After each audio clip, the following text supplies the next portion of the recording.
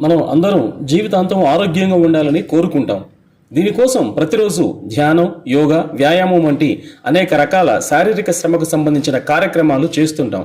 అంతేకాకుండా ఆరోగ్యకరమైన ఆహారాన్ని కూడా తప్పనిసరిగా తీసుకుంటాం. ఇందుకోసం ఆహారాన్ని వండుకు తింటాం. కానీ మనం అసలు పట్టించుకునే విషయం ఏంటంటే, మీరు ఇప్పటికీ వంట చేయడానికి అల్యూమినియం పాత్రలు వాడుతున్నారా? అయితే మీరు చాలా డేంజర్లో పడ్డట్టే అంటున్నారు నిపుణులు. మన భారతదేశంలో చాలా మంది ఇళ్లలో అల్యూమినియం పాత్రలతో ఆహారాన్ని వండుతుంటారు. కానీ అల్యూమినియం పాత్రలో ఆహారాన్ని వండటం ఆరోగ్యానికి మంచిది కాదని మనకు తెలియదు. కొందరికి తెలిసినా పట్టించుకోరు. వంటకు అల్యూమినియం పాత్రలు వాడితే కలిగే అనారోగ్య సమస్యలు ఏంటో ఇప్పుడు తెలుసుకుందాం. అల్యూమినియం పాత్రలను ఐరన్ స్క్రబ్తో శుభ్రం చేస్తే అందులో నుంచి లోహపు కణాలు బయటకు వచ్చే అవకాశం ఉంది. మనం ఆ పాత్రలో ఆహారాన్ని వండినప్పుడు ఆహారంతో పాటు అల్యూమినియం కణాలు కూడా మన శరీరంలో ప్రవేశిస్తాయి. దీనివల్ల డయేరియా, అజీర్ణం, అలాగే అల్యూమినియం పాత్రలో నిరంతరం వండుకు తినటం వల్ల మెదడుపై చెడు ప్రభావం పడుతుంది. అంతిమంగా ఇది మెదడు వ్యాధులకు కారణమవుతుంది. అలాగే జ్ఞాపక శక్తి కోల్పోవడం వంటి సమస్యలకు దారితీస్తుంది. అల్యూమినియం పాత్రల్లో నిరంతరం వండుకు తినటం వల్ల అందులో ఉండే కణాలు నాడీ వ్యవస్థపై ప్రభావం చూపిస్తాయి. ఇదే అల్జీమర్ వ్యాధికి ఒక ప్రధాన కారణం అవుతుంది.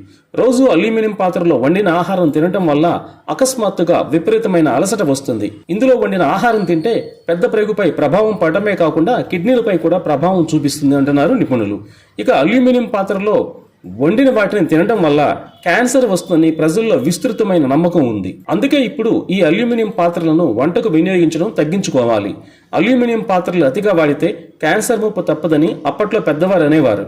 ఇక టమాటో, నిమ్మకాయ వంటి పుల్లని పదార్థాలు అల్యూమినియం పాత్రలో వండటం వల్ల అల్యూమినియంలో ఉండే అయాన్లు ఆహారంలో కరిగి శరీరంలోకి చేరి ఆరోగ్యానికి హాని కలిగిస్తాయి.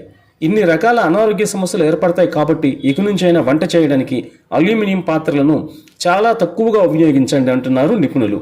ఇక వంట చేసిన పాత్రలను శుభ్రం చేసే సమయంలో వాడే కెమికల్ క్లీనర్స్ అయిన సోప్స్, లిక్విడ్ సోప్స్ కూడా అనారోగ్యానికి కారణమవుతాయి అంటున్నారు నిపుణులు.